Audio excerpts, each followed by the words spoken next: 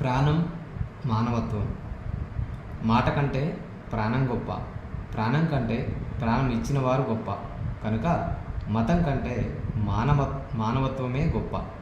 మానవులందరూ పీల్చే శ్వాస ఏ మతం? మనకు ఆహారం శ్వాస ఇచ్చే ప్రకృతిది ఏ మతం? ప్రకృతికి ఆధారమైన భూమి ఏ మతం వారిది? అన్ని మతాలకు ఆధారం భూమాత కదా. జంతువులు మానవులు జీవించేందుకు ఆధారం ప్రకృతి మాత, భూమాత. కనుక మానవులందరూ ఆరాధించాల్సింది ఎవరిని? మొదటగా ప్రకృతి మాతను, భూమాతను. ప్రకృతికి ఆధారం భూమి, నీరు. మానవులకు జంతువులకు ఆధారం ప్రకృతి. శాకాహారిగా జీవించడం స్నేహతత్వం, మానవత్వం. ప్రకృతికి జంతువులకు ఆధారం ఇచ్చే భూమిని, నీటిని శుభ్రంగా ఉంచడం, మొక్కలు నాటడం, భూమిని ఆరాధించడం. ప్రకృతిని ఆరాధిస్తూ ఇష్టదైవాన్ని ఆరాధించడం ఆరోగ్యం. శానిటైజర్తో చేతుల్ని ఎల్లప్పుడూ శుభ్రంగా ఉంచుకోండి అంటే భూమిని, నీటిని శుభ్రంగా ఉంచండి, మొక్కలు నాటండి.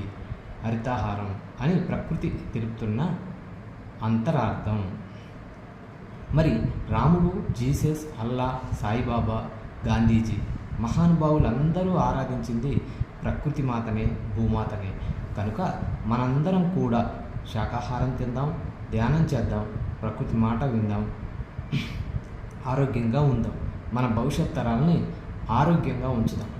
మరి ధ్యానం అంటే శ్వాస మీద ధ్యాస. శ్వాసదాత ప్రకృతి, శ్వాసే గురువు. ధ్యానం వల్లనే ఆత్మజ్ఞానం, ఆత్మజ్ఞానం వల్లనే ముక్తి. అంటే ధ్యానం సర్వరోగ నివారిణి, సత్య జ్ఞాన ప్రసాదిని, సకల భోగకారిణి, సకల సమస్యల పరిష్కారిణి. మరి అంటే పై విషయాలన్నీ మానవాళికి అర్థం కావాలి అంటే ఈ భూమిపై ప్రతి మానవుడు ఏ మతం వారైనా సరే ధ్యాన సాధన చేయవలసిందే. ధ్యానం అంటే శ్వాస మీద ధ్యాస. 5 చేస్తే అదే ధ్యాన సాధన. కుర్చీలో లేదా నేలపైన కూర్చొని పాదాలు 2 క్రాస్ చేసుకోవాలి. 2 చేతులు వేళ్ళలో వేళ్ళు పెట్టుకోవాలి. 3 కళ్ళు 2 మూసుకోవాలి. 4 నోరు మూసుకోవాలి. 5 ధ్యాసను 2 కళ్ళ మధ్య ముక్కు పై భాగాన భ్రూమధ్య స్థానం నందు నిలిపి ప్రకృతి సహజంగా జరుగుతున్న ఉచ్ఛ్వాస నిశ్వాసలను గమనించడమే చేయాల్సిన పని. మధ్య మధ్యలో ఆలోచనలు ఏమైనా వచ్చినా కట్ చేసి మరలా ధ్యాసను శ్వాస యందు నిలిపి ఉంచుతూ ప్రతిరోజు క్రమం తప్పకుండా రోజుకి 2 సార్లు సాధన చేయాలి. ప్రతి సిట్టింగ్లో ధ్యాన సాధనను ఎవరి వయసు ఎన్ని సంవత్సరాలు కనీసం అన్ని నిమిషాలు చేయాలి.